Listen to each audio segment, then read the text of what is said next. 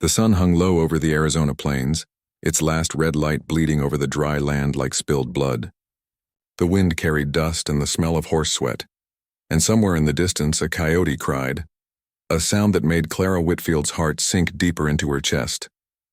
She stood barefoot in the yard behind her uncle's ranch house, wrists bound with rope, lips cracked from thirst.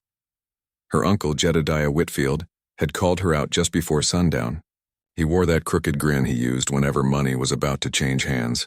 She'd learned long ago that grin never meant anything good for her. Two Apache riders waited a few yards away, silent and watchful. Their faces were painted in streaks of red and black, feathers braided into their dark hair. They sat tall on their ponies, proud and still, their eyes like polished obsidian. Clara swallowed hard. "Uncle Jed," she whispered, "what are you doing?" Jed spat tobacco juice into the dirt. "Girl, you've been more trouble than you're worth. I fed you, clothed you, and what do I get? Backtalk and shame. You ain't got a husband, you ain't got a dollar. But these men," he gestured toward the Apaches, "they've got something I want." One of the Apaches dismounted. He was taller than she expected, his skin bronze beneath the sinking light, his movements quiet as a cat's. He wore a deer-hide shirt and a necklace of bone. In his eyes she saw no cruelty, only calm, endless patience. The other man, older, spoke in broken English. "He will take her. Trade is fair." Clara's breath hitched. "Take me, you can't sell me," she cried, turning to her uncle. Jed grabbed her by the arm, yanking her close enough that she could smell the whiskey on his breath. "I can do whatever I please, girl. You're my kin and there ain't a soul in 50 miles who'll stop me." She jerked away, her heart pounding like a wild drum. "You'd sell your own blood to savages?" "Better them than to the dust," he growled. The Apache leader stepped forward then, Tarek, though she didn't yet know his name. He held out 2 reins. Behind him stood a pair of fine horses, strong and well-fed. Beside them on a mule rested a crate covered in canvas. Clara caught the glint of metal beneath it. Rifles. Jed's eyes gleamed. He licked his lips, nodding. Deal's done. Before Clara could run, rough hands shoved her forward. Her knees hit the dirt hard. Tarek's gaze met hers, steady and unflinching. She expected him to sneer, to gloat, but instead he knelt beside her and cut the ropes from her wrists with a small blade. She stared at him in confusion. His hand brushed hers for just a second, warm, sure, and strangely gentle. "No hurt," he said quietly. "You come. You safe?" His accent was heavy, his voice deep and calm. She didn't understand his meaning, but something in it made her chest tighten. Jed laughed harshly. "Don't go getting sweet on her, Chief. She's got a sharp tongue and a temper to match. Good luck taming that." Tarek said nothing. He simply rose, turned to his horse, and extended a hand to her. For a long moment, Clara stood frozen, her eyes flicking between her uncle's smirk and the warrior's quiet stare. When she didn't move, Tarek lifted her easily into the saddle before climbing up behind her. His chest brushed her back, his arm steadying her as he took the reins. She stiffened at his closeness, but he made no move beyond what was needed to guide the horse. Jed called after them, his voice sharp and cruel. "You remember this, Clara. You're nothing but the price of 2 horses and a box of guns." They rode away as the first stars began to appear, leaving the ranch, the deal, and her old life behind. The desert swallowed the sound of her uncle's laughter. Clara clutched the saddle horn, her eyes burning with unshed tears. Every hoofbeat carried her farther from the world she'd known, and deeper into one ruled by the man they called the Virgin Apache. She didn't yet know it, but that ride would be the beginning of everything she was meant to become. The night was wide and cold as they rode, the moon laying a silver path over the canyon floor. The only sounds were the soft thud of hooves and the hiss of sand shifting under the wind. Clara Whitfield sat stiff in the saddle, her fingers gripping the worn leather, her heart still hammering from the sale she hadn't agreed to. Behind her, Tarek, the Apache warrior who now owned her, rode without a word. His arm brushed her side every so often as he guided the reins, but he never touched her beyond what necessity required. He smelled of earth, pine smoke, and the faint musk of horsehide. Nothing like the sour whiskey and sweat of her uncle's ranch. She had expected to be dragged or bound, to be treated like cattle. Instead, Tarek had lifted her gently onto his horse, and now, hours later, she realized he hadn't even looked at her since. It made her uneasy. Men usually looked. The moonlight revealed his profile. High cheekbones, strong jaw, hair tied with a strip of leather that fell past his shoulders. His eyes stayed fixed on the trail, alert and calm. He rode as though the desert itself obeyed him. "Where are you taking me?" she asked finally, her voice hoarse from dust and fear. He didn't answer at first. The only reply was the rhythm of hoofbeats echoing through the canyon. Then in low, deliberate English he said, "To my people." She swallowed hard. "And then what?" He hesitated, then said simply, "You live." Her breath caught. She didn't know whether that was a promise or a threat. They rode through a dry riverbed, the sand soft beneath the hooves. The stars above were sharp and endless, the kind that made a person feel smaller than a grain of dust. Clara tried to hold on to her anger. It was easier than letting the fear take over. She thought of her uncle's voice, the sound of the coins he'd earned from her life. She thought of her father's grave back near the old cottonwood tree, of her mother's Bible tucked beneath her bed, left behind now in a world that had forgotten her. And here she was, riding through Apache country with a man whose silence said more than any sermon she'd ever heard. After a while, Tarek slowed his horse near a rocky ridge and dismounted. "We stop," he said, holding out a hand to help her down. She ignored it, slipping awkwardly from the saddle herself and landing on trembling legs.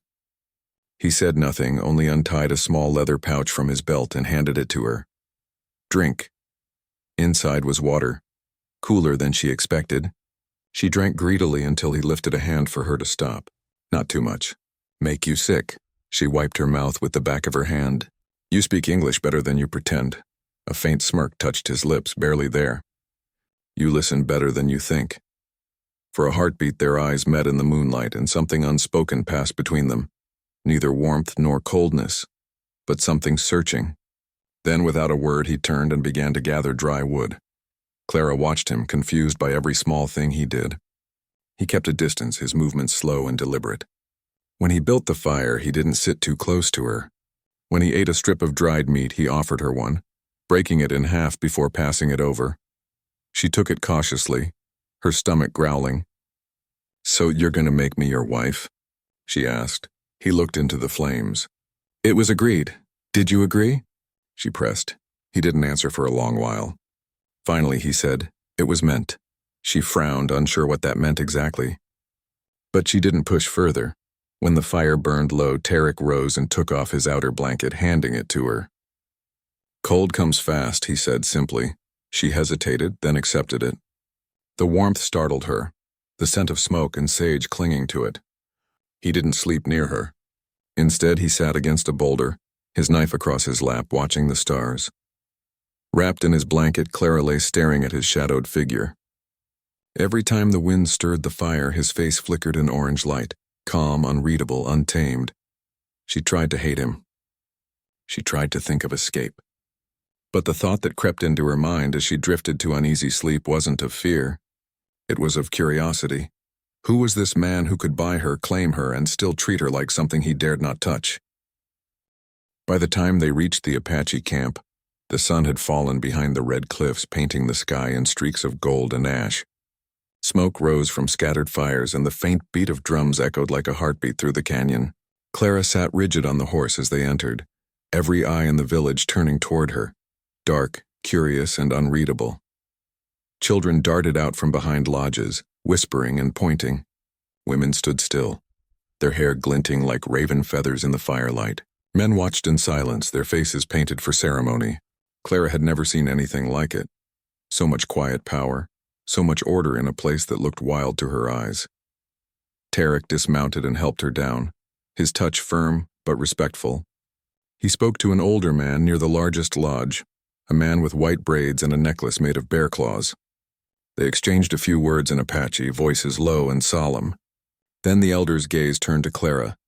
He studied her a long moment before nodding once. Tarek turned to her. "You come," he said. Her legs felt weak, but she followed as he led her toward the center of the camp where a great fire burned. Around it, warriors and women gathered in a wide circle. The air smelled of sage, pine, and something sweet she couldn't name. An older woman approached Clara with calm, kind eyes. Without speaking, she took Clara's hand and guided her away from the crowd to a nearby tent. Inside, it was dim and cool. The woman pointed to a small basin of water and a pile of clean deerskins. Clara hesitated. "What is this?" The woman only smiled and mimed washing her hands, her hair. Then she began to unbraid Clara's tangled locks, humming softly in a language Clara didn't know but somehow felt in her bones. When she was done, she painted Clara's palms with red clay and tied a small string of turquoise beads around her wrist. "Tarek," the woman said softly, tapping her chest and then Clara's. "Man, woman." Clara's breath caught. "A wedding," she whispered. The woman nodded and smiled again before leading her back to the fire. The drums grew louder. Tarek stood across the circle, his expression unreadable, his dark eyes flickering in the firelight. He wore a single feather in his hair now and a necklace of carved stone. As Clara stepped forward, the crowd grew quiet. The elder spoke words she couldn't understand, his voice low and steady like wind through canyon stone. Tarek listened, nodding once, then stepped toward her. He took her hands, his palms rough, warm, and trembling just slightly, and pressed them to his chest. She could feel his heartbeat under her fingers, steady but strong. The elder poured water over their joined hands, murmuring a blessing. Then he drew a line of white paint across their foreheads. The people around the fire began to sing, soft at first, then rising, voices weaving through the air like smoke. Clara stood motionless, unsure what was expected of her. Tarek's gaze met hers, steady, kind, and something else she couldn't name. He said something in Apache that made the elder smile. Then in halting English he whispered, "I vow to guard, to keep," her lips parted. "You what?" He repeated slower this time, his voice barely audible above the chant. "Guard you, keep you safe, not take what heart not give." The word struck something deep inside her. Her breath caught, the heat of the fire wrapping around her like a living thing. The crowd cheered softly, the sound echoing through the canyon. The ceremony ended with the elder laying a hand on both their heads, murmuring a final prayer. When it was over, Tarek turned to her and said gently, "Now, we are one." He led her toward a smaller tent at the edge of camp, their tent. The women followed behind, carrying blankets and candles. As they entered, the fire outside flickered through the open flap, throwing golden light across the ground. Clara's hands shook as she looked around the space. Animal skins spread neatly, a small fire burning low in the center, and a woven mat against the wall. She turned to face him, her voice trembling. "What happens now?" Tarek looked at her for a long moment, then said softly, "Now, we talk to the fire, and listen to the heart." And in that moment, with the scent of smoke and earth between them, Clara realized this marriage might not be what she feared. It might be something far more dangerous, something she didn't yet understand. The fire outside their tent flickered low, casting shadows that danced across the woven walls. Clara Whitfield sat on the edge of the deerskin mat, her fingers twisting the hem of her dress, heart hammering so hard it almost drowned out the distant sounds of the camp. She could hear the soft breathing of the warriors outside, the occasional crackle of the fire, and the steady, deliberate presence of Tarek, sitting across from her. She had imagined this moment 1,000 times, terrible visions of pain, of being dragged across the desert, of a man taking what was never his to claim. But Tarek, he hadn't moved closer. He hadn't reached for her in anger or lust or possession. Instead, he sat cross-legged, knees drawn slightly apart, hands resting lightly on his thighs, eyes fixed on the fire. Clara's chest tightened. She wanted to hate him, to push him, to call him savage. But the fear that had gripped her in the canyon had loosened, replaced by something confusing. Something raw. I don't understand, she whispered, her voice barely above the crackle of flames. Tarek's gaze finally met hers, steady and unflinching. "No hurt," he said softly, each word deliberate. "Heart must come before skin." "I promised." "I keep promise," Clara's breath caught. The words were simple, yet they struck her deeper than anything her uncle's whip or the cruelty of the world had ever done. She had been sold, yes, but not as she had feared. Not to pain, not to violence. He had claimed her in a way that demanded respect, respect she had never imagined could exist in the world that had betrayed her. Her hands trembled as she reached for a small water pouch, drinking slowly, trying to steady herself. You really mean that?" she asked, voice shaking. He nodded once. "Always, only with heart. Never by force." The weight of his honesty pressed against her chest like a stone. She realized she was staring at him, really seeing him for the first time. Not the warrior painted with red and black, not the man who had bought her life for 2 horses and a crate of rifles, but a human being with his own rules, his own code. The silence stretched, the only sounds the pop of firewood and the wind rustling against the tent.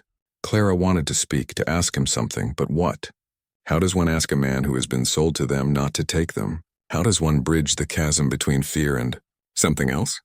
Tarek leaned slightly forward, tilting his head. "You cold?" he asked. Clara shook her head. "No, just trying to understand." He didn't answer immediately. Instead, he reached behind him and pulled a folded blanket, spreading it carefully over her shoulders. The warmth wrapped around her like a living thing, the smell of smoke and sage clinging to it. She felt her pulse quicken, not from fear, something else. "Something dangerous, you don't look at me like a man would," she murmured almost to herself. "Not like you want me." Tarek's eyes softened, but he didn't move closer. "I do not take what is not freely given. My heart waits. Your heart must choose." Clara swallowed hard, her mind a tangle of longing, confusion, and disbelief. Her body reacted despite her reason, a tremor running down her spine at the sound of his voice, at the deliberate restraint he showed. He had every right to take her that night, but he chose patience. He chose respect. For the first time in weeks, maybe years, she felt the fragile stirrings of something like hope. Maybe the world hadn't entirely betrayed her.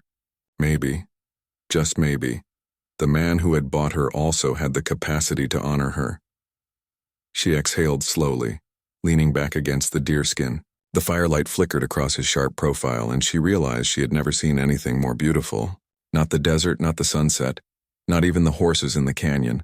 They all paled beside the presence of this man who refused to take what was not freely given. The night stretched on, and neither spoke again. Words weren't needed. For the first time, Clara understood that some bonds are forged not by force, but by patience, by honor, and by a quiet defiance that left one breathless, not with fear, but with wonder. And in that moment, as the camp outside slept and the wind whispered through the canyons, Clara realized the first night of her new life had begun, not with terror, but with a promise that would change everything.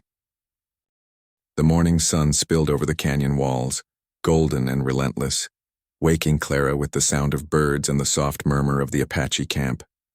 She rubbed her eyes and swung her legs off the deerskin mat, muscles stiff from the first night's tension. Outside, Tarek was already awake, tending to the horses with careful, precise movements. Clara watched him from the tent flap. His back was strong, his shoulders moving with the easy strength of someone who had spent his life riding, hunting, surviving. Despite the fear she had carried yesterday, a strange sense of safety tugged at her chest. He hadn't hurt her. He hadn't claimed her by force. Instead, he moved with a quiet dignity that made the world beyond the canyon seem harsher than ever. Steeling herself, she stepped outside. The air was cool, scented with pine and sage, and the horses whinnied softly as she approached. Tarek glanced up but said nothing, offering her only a nod. You feed them first?" she asked, nodding toward the horses. He shrugged slightly. "They need strength." "You need strength too," she frowned. "Do I?" He only smiled faintly, and it was the first time she noticed the warmth beneath his stoicism. With a deep breath, she began to help, feeding oats to the animals, brushing their coats, learning the subtle language of their ears and tails. He watched silently, correcting her only when necessary, never belittling, never mocking. After the chores, he led her to a small patch of desert herbs near a rock outcropping. He bent down, plucking leaves with careful fingers, explaining their uses in broken English, the words simple but meaningful. For sleep, for pain, for heart. Clara listened, her curiosity growing. She realized he wasn't a savage or a brute. He was a man shaped by his world, disciplined, honorable, and careful. She reached for a sprig of sage, imitating his motions, and he let her, guiding her hands without touching her except to steady the leaves.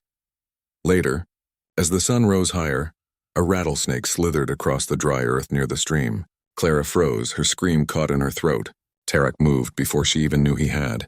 With a single, precise throw of his knife, he struck the snake, its body twitching once before going still.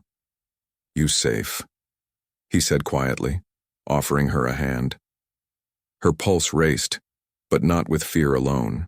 You saved me," she whispered, realizing how powerless she had felt just moments ago. He shrugged almost casually. "You learn. You survive. You live."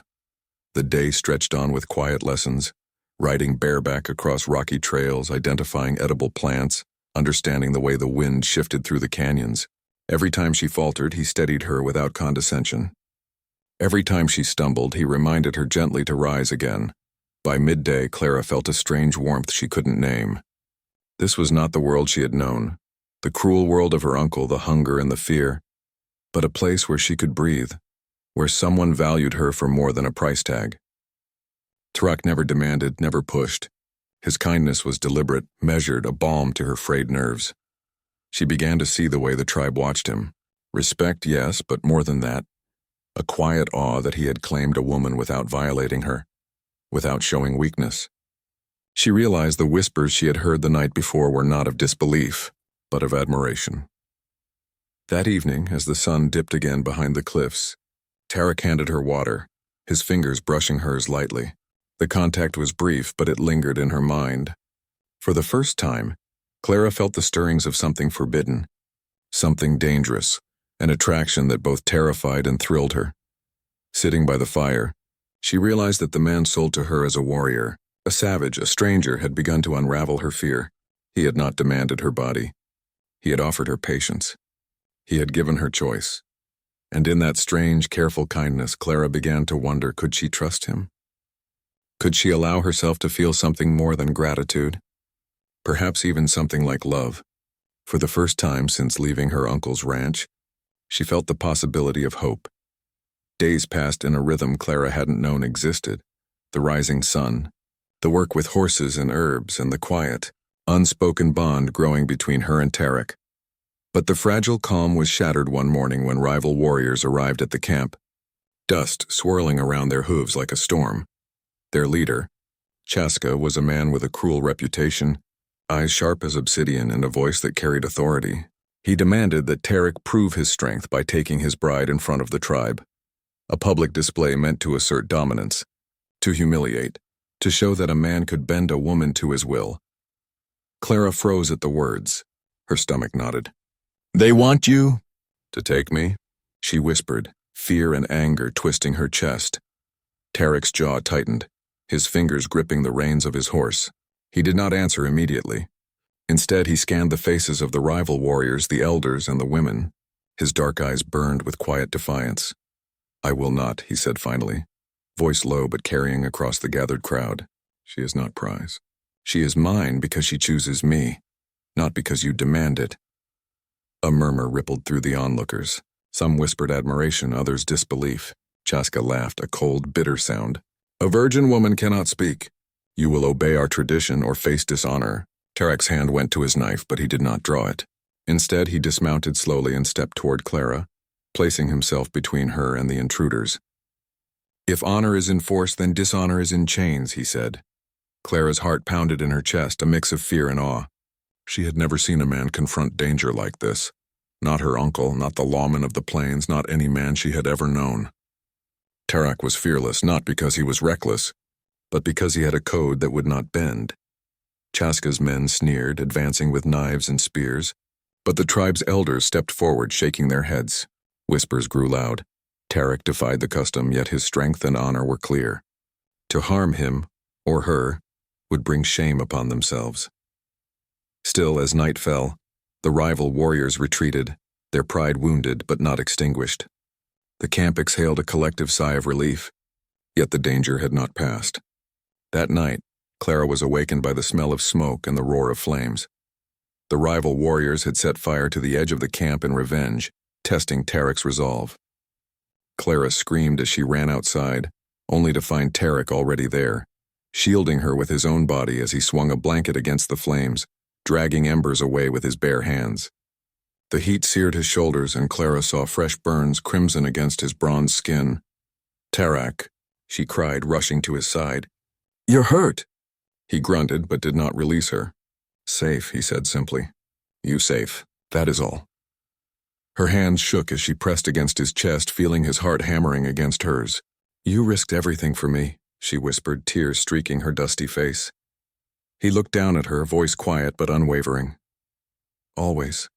No one touches what is mine by right or force." The fire was extinguished, the camp safe, but Clara's fear had shifted into a new understanding. Tarek's courage wasn't just in his skill with weapons. It was in his restraint, his honor, his willingness to defy not just enemies but tradition itself. He would not claim her out of fear, out of violence, or out of pride. He claimed her because he had chosen her, and she had the power to choose him in return. That night, as they tended to his burns with cooled water and sage, Clara realized something terrifying and exhilarating. She was falling into the orbit of a man unlike any she had ever known, a man who could burn for her and still refuse to consume her heart without permission. The test of fire was over, but the fire between them had only just begun. The morning after the fire, the camp was quiet, the air heavy with smoke and tension. Clara woke stiff and sore from sleeping on the hard deerskin mat. But her thoughts were entirely on Tarek. His shoulders bore the marks of yesterday's courage, crimson burns etched into bronze skin. Yet he moved with the same calm, deliberate strength. She couldn't stop staring. He was sitting by the river, dipping a cloth into the cold water. When he noticed her watching, he gestured for her to come closer. Hesitation twisted in her chest. She had been trained to fear men. Her uncle had made sure of that. But Tarek was no man she had ever known.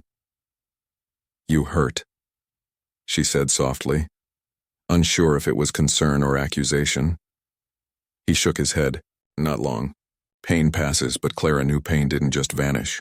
She moved beside him, kneeling on the sandy bank. With careful fingers, she pressed the cool cloth against the worst of his burns. Tarek flinched once, a sharp intake of breath, but did not pull away. She realized for the first time that he trusted her, completely without hesitation. You could have let me die," she said quietly.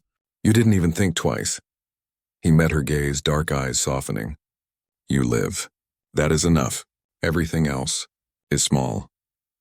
The words hit her harder than any whip or insult ever had. She had been sold, abandoned, and thrust into a world she didn't understand. Yet here was a man who chose to protect her, who risked his life not for honor or pride, but because he believed she deserved it. Her chest tightened with a mixture of fear, gratitude, and something she couldn't name. As she cleaned his wounds, her hands brushed against his shoulder, the heat of his skin igniting a tremor she could not control. Tarek flinched, but not in fear or anger. There was a tension there, restrained, deliberate, like a bowstring pulled taut. He looked at her, and in that moment she felt the unspoken. "You are different," she murmured, her voice barely audible over the river's rush. He tilted his head, expression unreadable. "Different how?" "Different from anyone I've known," she said. "You respect me. You don't force me. Her words faltered. She didn't know what to say. She had never had to speak to a man like this before. He studied her quietly, letting the silence hang. Finally, he said, "Respect is easier than taking." Her stomach fluttered in a way that scared her. She wanted to look away, to run, to deny the warmth spreading through her body. But she couldn't, not now. Not when every nerve in her body was aware of him. Aware of the careful attention, the restraint, the quiet devotion. Hours passed, and the sun climbed high. By midday, Tarek was steady enough to return to the camp, though Clara stayed behind, brushing and washing away the soot and ashes that had clung to him. He watched her in silence, a faint, almost imperceptible smile tugging at his lips. "You have skill," he said finally. Clara's cheeks warmed. "I learn from the best," she said lightly, trying to hide the tremor in her voice. He did not respond with words, only a look. A look that made her pulse race. It was patient, deliberate, and yet heavy with unspoken promise. In it she read the possibility of trust, intimacy, and perhaps one day love. As they returned to camp together, Clara realized the truth. Tarek had begun to heal more than his burns that day. He had begun to heal her fear, her loneliness, and the deep, aching distrust of men she had carried all her life. And somewhere deep in her chest, a spark was growing, something fierce and dangerous that whispered she might not only survive this new life, but want it. Want him. The first night had been a promise. The fire had been a test. But now, in the quiet of the desert afternoon, Clara understood that the real danger and the real desire had only just begun. The desert sky darkened suddenly, heavy clouds rolling across the canyon as if the heavens themselves were preparing a trial. Clara had been gathering herbs with Tarek when the first rumbles of thunder echoed through the cliffs. The wind picked up, tugging at her hair and the hems of her dress. She shivered, not from cold but from the tension that always seemed to follow him. "Storm comes," Tarek said, his voice low and calm, as if he had known it would arrive. "We take shelter." They rode swiftly to a hidden cave, the horses snorting nervously as rain began to pelt down. The wind whistled, sand and debris whipping around the entrance. Inside, the air was cooler, carrying the earthy scent of wet stone and sage. Clara leaned against the wall, trying to steady her racing heart while Tarek made a small fire. For hours they sat close but not touching, listening to the storm batter the canyon outside. Lightning split the sky in jagged white lines illuminating his strong, stoic profile. Clara found herself staring, heart pounding, every nerve alive to his presence. The man she had feared, the man she had been sold to, had become something entirely different. A force of protection, patience, and desire. At one point, a flash of lightning struck nearby, shaking the cave walls. Clara gasped involuntarily, and Tarek's hand shot out, steadying her by the shoulder. The contact was brief, but it sent a tremor up her spine. She looked at him, and for the first time their eyes held the same unspoken understanding. "You not afraid?" he asked quietly, voice low. "I am," she admitted, her voice almost a whisper. "But not of you." He studied her for a long moment, the storm outside mirrored in the intensity of his gaze. Slowly, deliberately, he moved closer until the space between them shrank to the width of a handspan. Clara's breath hitched. She wanted to pull away, and yet every instinct, every part of her that had been broken and bruised, urged her forward. Their first kiss was tentative, trembling, a brush of lips that sent heat spiraling through her chest. The storm raged on, the wind howling and rain pounding, but inside the cave time seemed to slow. Each touch, each careful movement was charged with a tension neither could deny. Tarek's hands traced her arms lightly, reverent, as if memorizing every inch of her skin. She pressed against him, yielding to the pull she had fought since the first night, the first ride, the first fire. His lips found hers again, deeper this time, more demanding but still tempered by restraint. Clara's mind spun. She had expected fear, force, pain, but the man sold to her had awakened something entirely unexpected. Desire, trust, and the dizzying thrill of a connection that went beyond survival. She realized with both awe and terror that she wanted him, not because he had power over her, but because he had chosen to be gentle, careful, and patient. The hours passed in a haze of firelight, whispers, and urgent breaths, when the storm outside finally began to ease, leaving only the scent of wet earth and sage. They lay close together, exhausted, hearts pounding in sync. Clara pressed her forehead against his chest, listening to the steady beat of his heart. "You," she murmured. "I wait," he replied softly, "always, until you choose." And in that moment, Clara understood something she could not have imagined when she was first sold. Love could be born from fear, passion from patience, and trust from honor. The storm had passed outside, but within the cave a far fiercer fire had been lit, a fire that would consume them both in ways neither of them could deny. Weeks had passed since the storm, and the desert seemed almost peaceful again. The canyon walls glowed in the late afternoon sun, casting long shadows across the camp. But the peace was fragile. Clara sensed it before anyone spoke, a tension in the air, a restlessness among the warriors. Rumors had reached them. White soldiers were on the hunt, searching for a kidnapped girl. Clara's stomach tightened. She had been sold, yes, but now she knew the truth. Tarek had not taken her by force. Still, to outsiders, appearances were everything. She looked at the warrior by her side, Tarek, whose dark eyes scanned the horizon as if he could see the soldiers before they even arrived. "They come," he said quietly, tone calm but alert. Clara's fingers clenched. Will they take me?" Tarek shook his head. "No one takes what chooses. You choose." Her heart surged at his words, but the fear of what the soldiers might do kept her silent. She had no plan, no leverage, only the raw, untested bond with the man who had saved her, healed her, and ignited a fire she could not yet name. As the sun dipped below the cliffs, A small cavalry unit appeared on the horizon, dust rising with their horses' hooves. Clara felt the tension spike in the camp. The soldiers called out her name, claiming she had been kidnapped by savages, a story designed to inflame and justify violence. "Stay back," Tarek commanded, stepping in front of her. His hand rested lightly on the bow of his knife, a silent warning. One of the officers dismounted, striding forward with a swagger meant to intimidate. "That girl is under our protection," he said, eyes cold. "You'll hand her over or we'll take her by force." Clara's pulse raced. For a brief moment, fear clawed at her throat. But then she remembered the nights by the fire, the storm, the care he had shown. The man who had been sold to her had never forced himself upon her. He had risked everything to protect her. And now, for the first time, she understood her own power. "I'm not kidnapped," she said, stepping forward. Her voice was clear, steady, stronger than she felt. "I am here because I choose to be. I am not yours to claim." The soldiers stared, surprised at her defiance. Tarek's dark eyes softened as he watched her, a faint smile tugging at his lips. He stepped closer, a protective shadow. "She chooses me," he said quietly. "You understand?" The officer's jaw tightened, but the clarity in Clara's eyes and the unwavering presence of the Apache warrior gave him pause. The soldiers lowered their guns, uncertainty rippling through their ranks. You are free to leave," Clara said, addressing both the soldiers and the men who had once considered her a commodity. "But you will not touch me. You will not take what I have chosen to give. I am not yours. I am mine." A hush fell over the canyon. Even the wind seemed to pause in respect. Tarek reached out, brushing a strand of dust-streaked hair from her face. "You speak true," he murmured. His voice, low and steady, held both admiration and devotion. Clara's heart pounded, and she realized the weight of what had just happened. She had stood for herself, for her right to choose, and had been heard. The soldiers could take nothing. Her uncle could have no claim. Only she and Tarek owned the truth of this bond. As the cavalry withdrew, their horses kicking up dust that glinted in the dying light, Clara looked at Tarek.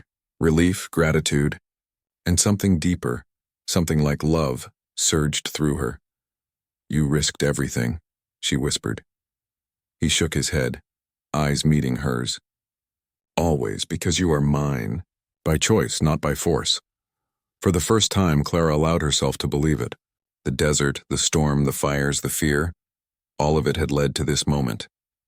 She had chosen, he had protected, and together they had claimed a freedom neither soldier nor lawman could take away. The canyon was quiet now, but inside Clara's chest, a new fire burned, one of trust, courage, and love that had survived every test the world had thrown at her.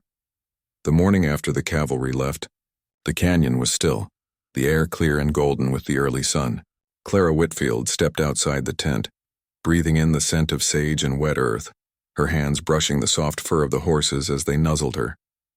Beside her, Tarek moved with the quiet confidence of a man at home in this land.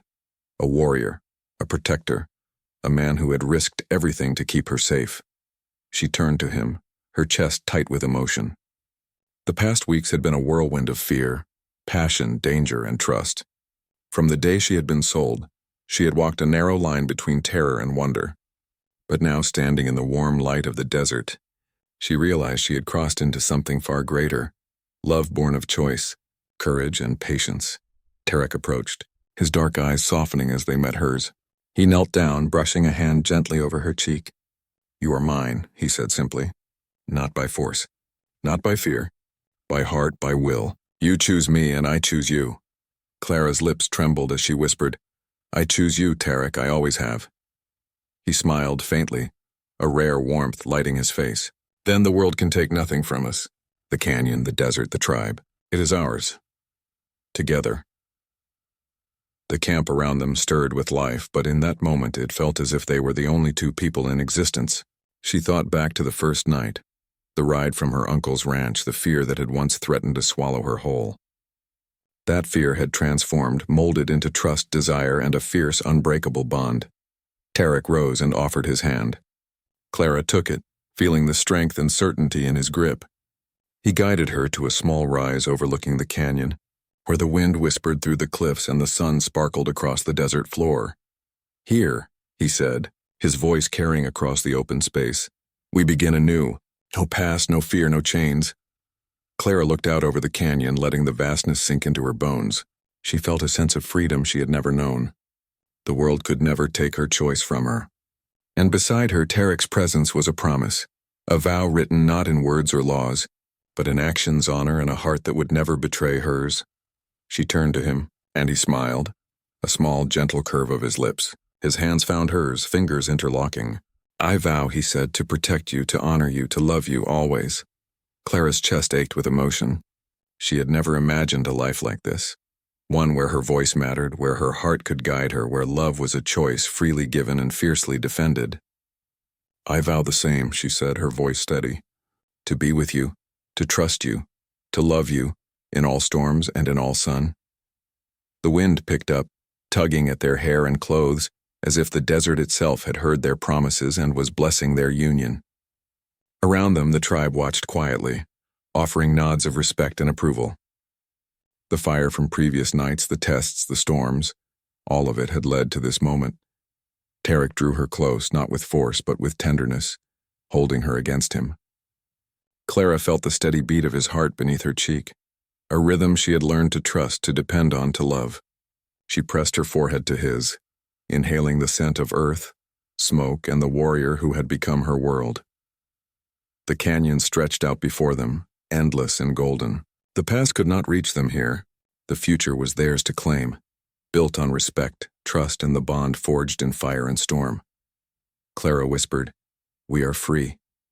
Tarek's voice rumbled softly in her ear. "Free, and together, always." And in the quiet of the desert, under the vast sky, two hearts pledged themselves fully, a vow stronger than fear, stronger than tradition, stronger than the wildlands they called home. Love finally had found its way,